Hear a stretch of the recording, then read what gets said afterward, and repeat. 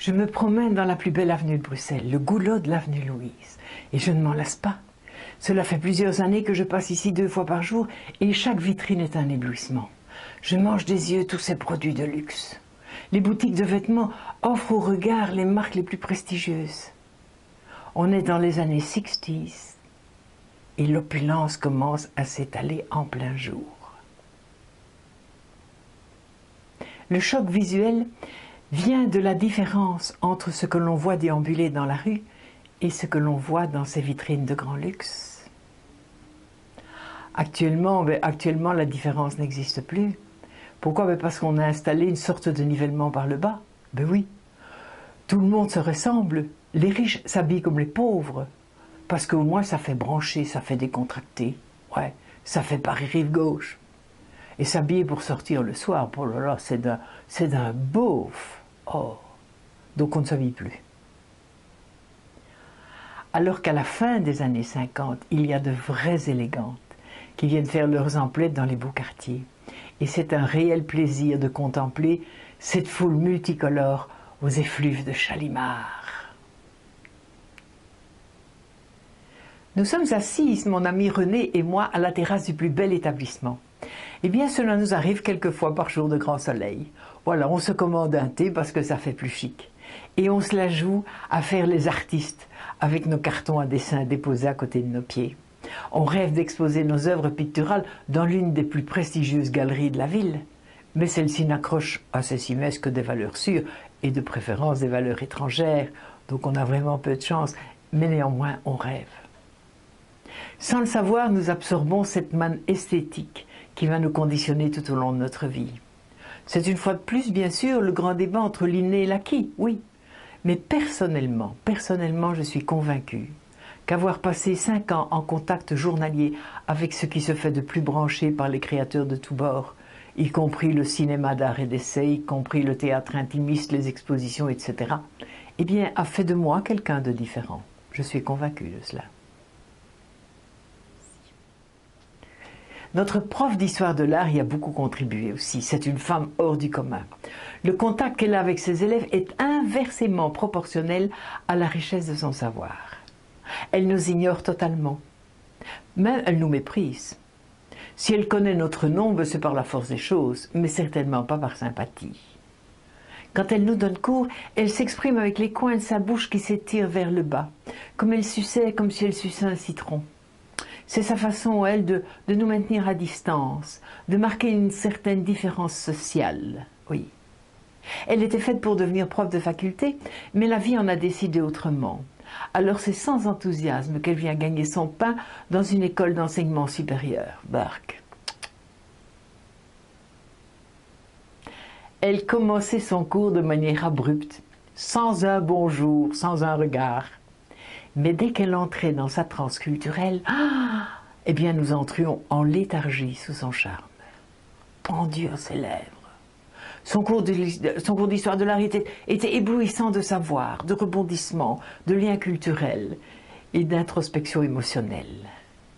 Alors son visage d'aigle s'illuminait, s'adoucissait, et elle en devenait presque belle. Le plus beau cadeau qu'elle nous ait fait est de nous avoir fait participer à la montée du féminisme. Elle était passionnée par le sujet et terriblement bien documentée. Elle nous endoctrinait littéralement. Ne supportant pas la contestation sous peine de nous foudroyer du regard et de nous rabaisser au rang de vachères ou d'éleveuses de poules. Cela faisait du raffut dans la plupart des familles de mes compagnes de classe, bien sûr, parce que les parents redoutaient le pire.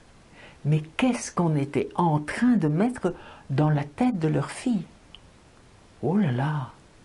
Alors que chez moi, c'était tout le contraire. Ma mère s'intéressait à cette nouvelle condition féminine. Et elle m'encourageait. Elle m'encourageait à m'assimiler à ce nouveau courant de pensée. D'ailleurs, elle m'achetait sans restriction tous les bouquins conseillés par la prof. Une des phrases types de ma mère était « Deviens une femme indépendante pour ne jamais, mais jamais devoir demander de l'argent à un homme. Et plus encore, si cet homme est ton mari. »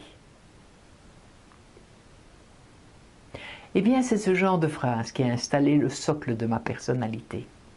Et ma prof d'histoire n'a fait qu'arroser le terrain, faisant de moi un être responsable, fier de faire partie de ce deuxième sexe, comme le disait Simone, en revendiquant la vraie valeur de sa différence. C'était grisant, oh là là.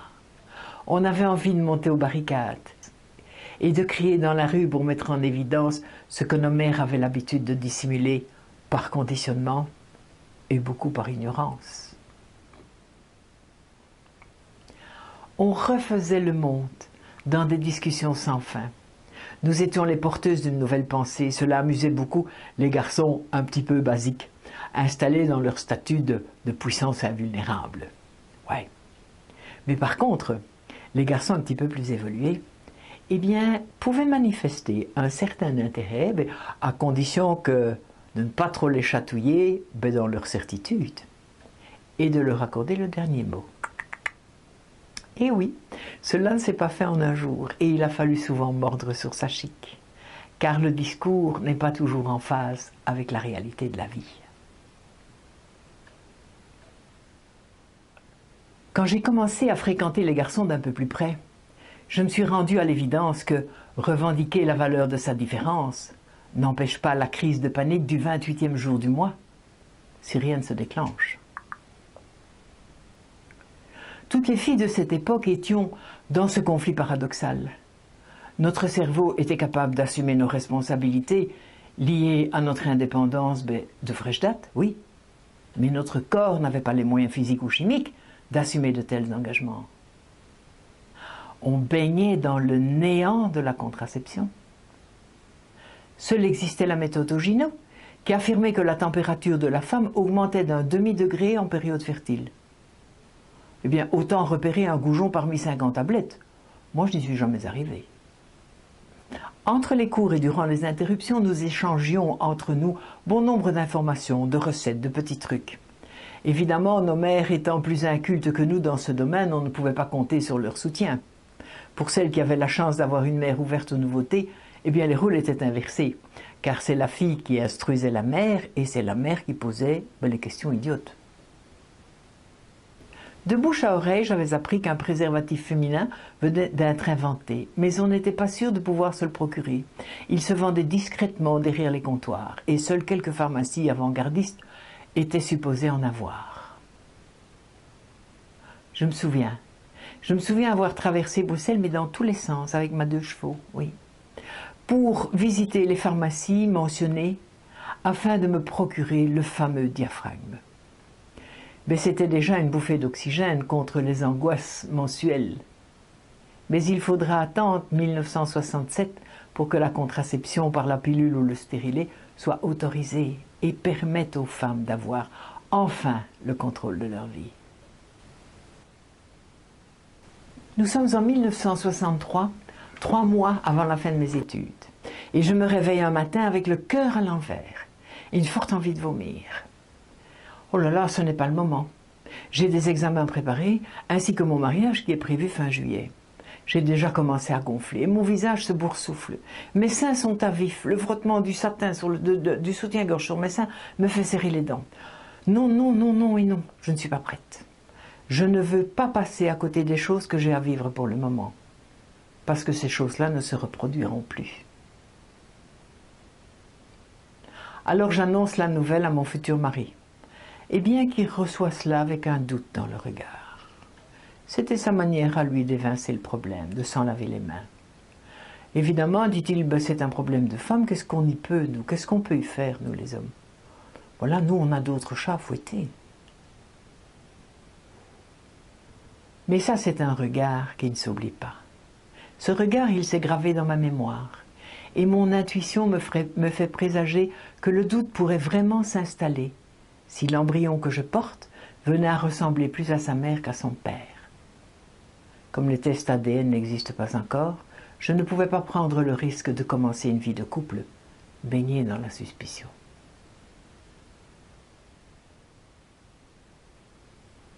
Et c'est comme cela que je me suis retrouvée en position gynécologique face à ma mère en pleurs, qui essayait de m'introduire une sonde dans l'utérus pour me libérer de cet avenir incertain qui, immanquablement, allait me rattraper.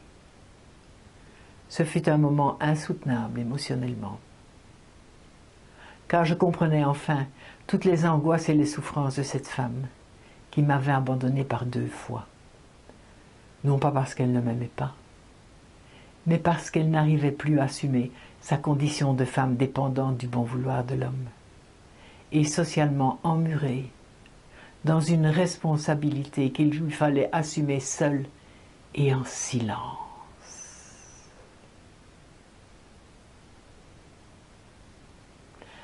Quand le doute s'installe dans la tête, il se rigidifie. Il se rigidifie en croyances. Et les croyances se rigidifient en vérité. Alors quand il y a un doute, il vaut mieux couper dans le vif que de mettre sa tête dans le sable. Et c'est comme cela que je me suis retrouvée chez un médecin, l'ami d'un ami d'un ami. J'ai sonné, il a ouvert la porte, n'a pas dit un seul mot. D'un geste, il m'a indiqué la table médicale et il m'a introduit à vif un ustensile dans l'utérus pour ouvrir le col. Il s'est retourné pour procéder au nettoyage de l'ustensile et m'a dit « Revenez dans 3 jours à 17 h. Au revoir, madame. »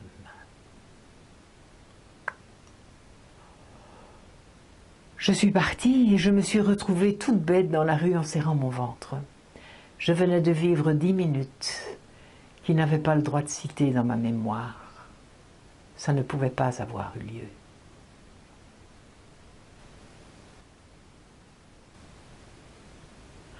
Trois jours plus tard, il m'a ouvert la porte de son cabinet, m'a adressé un bonjour un peu fébrile, me signalant que sa patiente suivante était une commissaire de police. Donc il voulait en finir au plus vite avec moi. Puis il n'a plus ouvert la bouche, et j'ai dû insister pour qu'il me dise à quoi je devais m'attendre et comment je devais procéder pour la suite des opérations. « Vous laissez venir, me dit-il. Dans 2 ou 3 jours, vous ferez une fausse couche et vous prendrez directement rendez-vous pour vous faire un curetage dans un hôpital de votre choix. Voilà, au revoir, madame. »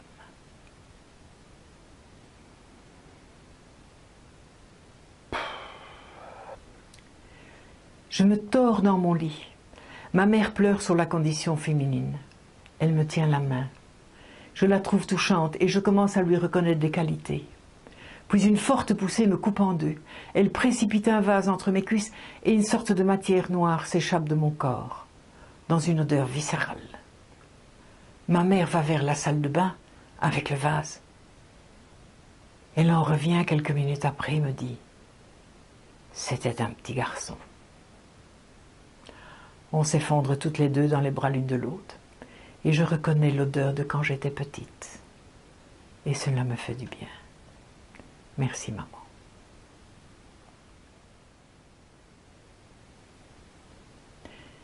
J'émerge d'un sommeil vaseux. J'ai soif, j'ai chaud. Et mes idées ont du mal à se poser. Ça chuchote autour de moi. J'occupe le lit près de la fenêtre et 5 autres lits font partie de ce nouvel univers que je découvre progressivement. 5 pères dieux me regardent avec curiosité, sans compassion.